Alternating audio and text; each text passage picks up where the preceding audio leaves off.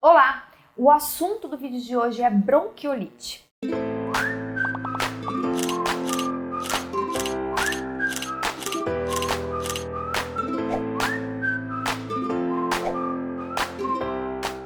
Um probleminha respiratório que costuma atingir vários bebês e várias crianças e causar, vários contratempos e preocupações nas famílias é a bronquiolite. Eu mesma, tive a experiência de ter 2 filhos que tiveram bronquiolite. Então o Léo, ele teve bronquiolite, se não me engano, com 1 aninho e pouco ou próximo de 1 ano, mas o Caê, o meu segundo, ele teve com 3 meses de idade. Então foi um período, ele ficou internado 3 dias no hospital, foi um período bem complicado. E eu sei que a bronquiolite é uma doença que acaba atingindo várias crianças, que muitos pais e mães têm dúvidas sobre ela. Então eu resolvi fazer o vídeo de hoje esclarecendo as principais dúvidas e ajudando vocês, a entenderem o que é a bronquiolite, o que a gente pode fazer, como evitar, como tratar, quais os riscos. Informações são muito importantes de serem compartilhadas. Então vamos começar explicando o que é, afinal, a bronquiolite. A bronquiolite, ela é uma infecção dos bronquíolos, que são aquela parte mais de baixo, ela é aquela ramificação mais fininha que tem lá embaixo no pulmão. Tô deixando uma imagem aqui na tela para vocês entenderem direitinho em que área, que costuma acontecer essa infecção. E o que normalmente causa a bronquiolite é um vírus. O principal vírus causador da bronquiolite é o VSR. Tô deixando o nome dele completo aqui na tela para vocês verem. Esse é o principal causador da bronquiolite, mas ele não é o único. Tem diversos outros vírus também que estão aqui na tela que podem levar, a causar a bronquiolite. Por exemplo, o Caetano, quando ele teve bronquiolite, não foi causado pelo VSR. Ele foi causado por um outro vírus e mesmo assim, ele desenvolveu a bronquiolite mesmo não sendo causado pelo VSR, porque são vários os vírus que causam o problema. Uma das coisas bem características, da bronquiolite é justamente essa dificuldade respiratória, porque os bronquíolos, eles acabam ficando inchados, Eles não permitem a passagem do ar adequada e aí acontece, um acúmulo de secreção nas vias respiratórias da criança. Então isso aí gera justamente toda essa dificuldade respiratória que a criança tem e que é um dos grandes sinais, dos grandes indícios da bronquiolite. Qual é a idade mais perigosa, para se ter bronquiolite? Na verdade, qualquer criança pode ter bronquiolite, mas é mais comum que ela aconteça até os 2 anos de idade. E ela é ainda mais perigosa para crianças até 6 meses. Então aí num grau de periculosidade da doença, a gente pode dizer que até 6 meses é o período que ela é mais perigosa, que foi quando o Caê teve. Depois é o período até 2 anos, que é o período que o Léo teve. E depois, a partir dos 2 anos, ela pode continuar acontecendo, mas ela é uma doença mais simples, causa menos problemas para a criança. E quais são os fatores de risco, Quais são as situações aí que a criança pode estar que aumentam as chances dela desenvolver uma bronquiolite? Um deles é a prematuridade, a criança nascer antes do tempo. Outro deles é a criança nascer com baixo peso, Então uma criança que nasce com baixo peso também tem uma chance maior de ter uma bronquiolite. Crianças que nascem também com problemas neurológicos, pulmonares ou cardíacos também têm chances maiores de ter bronquiolite. Crianças que têm menos de 6 meses, crianças que têm uma imunidade baixa, crianças que já frequentam, berçários e escolas justamente pelo contato com outras crianças que podem estar,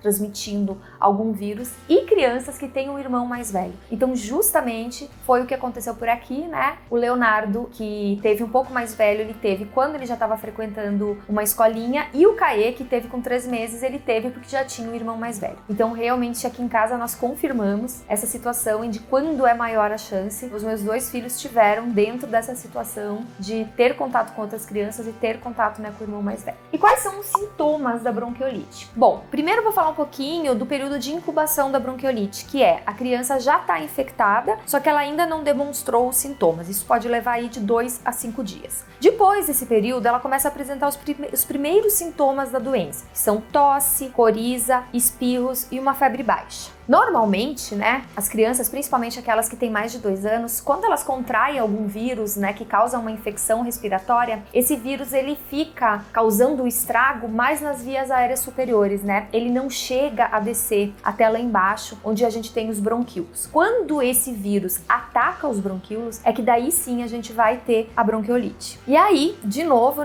depois daqueles primeiros dias que a criança apresentou os sintomas de resfriado, ou seja, tosse, coriza, coriza, febre baixa, espirros. Então, sintomas típicos de um simples resfriado, de 2 a 5 dias que ela já está apresentando isso, aí ela pode realmente começar a apresentar os sintomas da bronquiolite. Os primeiros que aparecem são sintomas de um resfriado normal. E aí, então, quando a doença evolui, especificamente para bronquiolite, surgem os demais sintomas, que são recusa alimentar, dificuldade para mamar, justamente porque a criança está com uma dificuldade respiratória. Começam também os bronquioespasmos. O que são os bronquioespasmos? É aquela respiração da criança que causa um chiado no peito. Então, quando a criança ela respira, a gente percebe claramente o peito dela subindo e descendo, um chiado no fim da respiração. E essa parte aqui, ó, quando a criança respira, bem fundo e sai. Então isso é um sinal bem característico realmente da bronquiolite, e eu posso dizer isso para vocês com total segurança porque eu passei bastante por isso.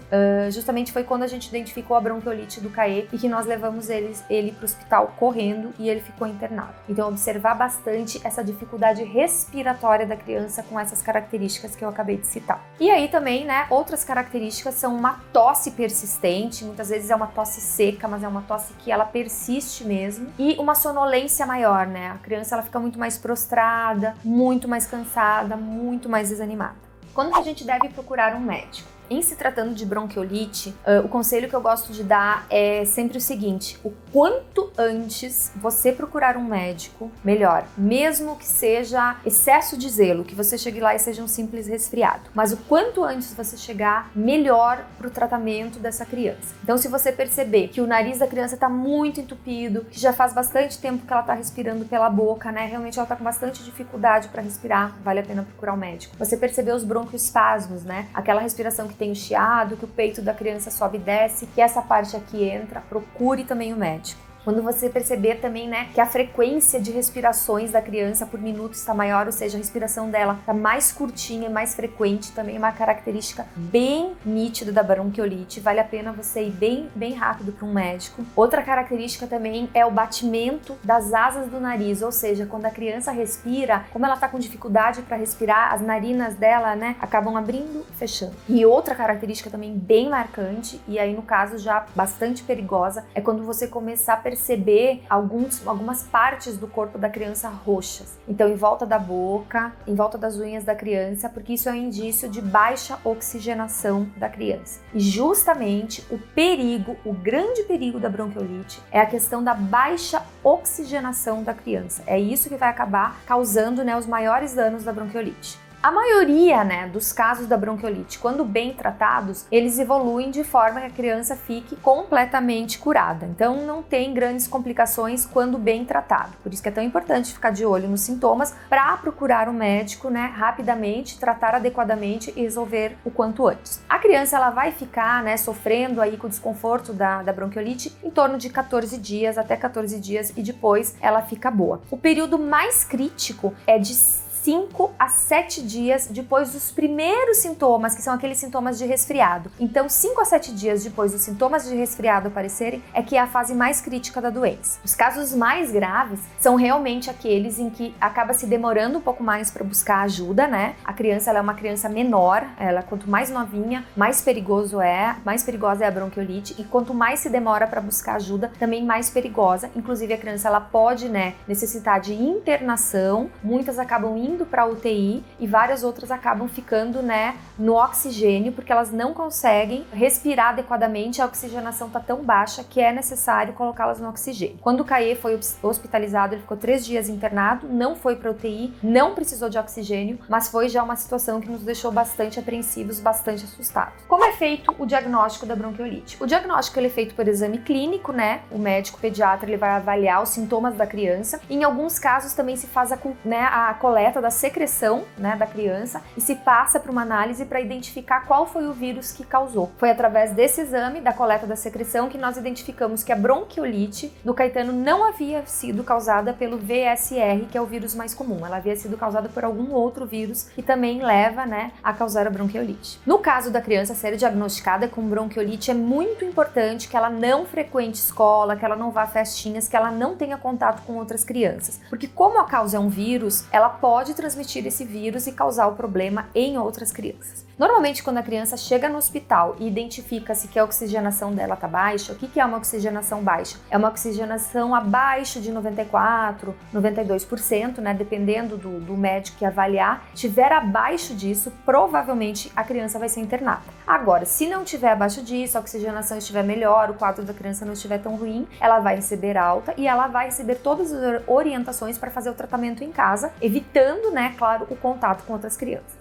E quais são os cuidados importantes, né, no tratamento da bronquiolite? Bom, o pediatra vai passar todas as orientações adequadas, né? Então por isso é sempre muito importante, né, você não contar só com as informações desse vídeo, você conversar com o pediatra. Mas só para já adiantar algumas informações, alguns dos cuidados básicos são manter a hidratação da criança, garantir que ela descanse bastante, né? Garantir uma alimentação adequada, o máximo que você conseguir, porque muitas, né, têm perda de apetite. Você também fluidificar muito as vias aéreas superiores, lavando muito o nariz da criança. Inclusive, eu convido aqui a assistirem um vídeo que tem aqui no canal, que eu ensino a fazer a limpeza do nariz com seringa, ou vocês podem optar por jato contínuo, né? Soro fisiológico em jato contínuo, ou então com conta-gotas, mas fazer a lavagem do nariz, isso também é muito importante para o tratamento. Muito importante também, né, seguir as orientações médicas com relação à medicação que o médico vai passar, né, vai prescrever para a criança. Outra coisa que ajuda muito é a fisioterapia respiratória. Os fisioterapeutas respiratórios, eles conhecem movimentos, manobras que são indicadas, né, que funcionam muito bem para ajudar a soltar essa secreção que ficou presa no pulmão da criança. Inclusive o Caê, ele fez muita fisioterapia respiratória depois que ele voltou para casa, né, do hospital. Ele ficou 3 dias internado. Depois que ele voltou, ele continuou fazendo fisioterapia respiratória em casa por vários dias, porque era a forma da gente conseguir manter, né, a qualidade da respiração dele sem que ele tivesse que voltar a ser internado.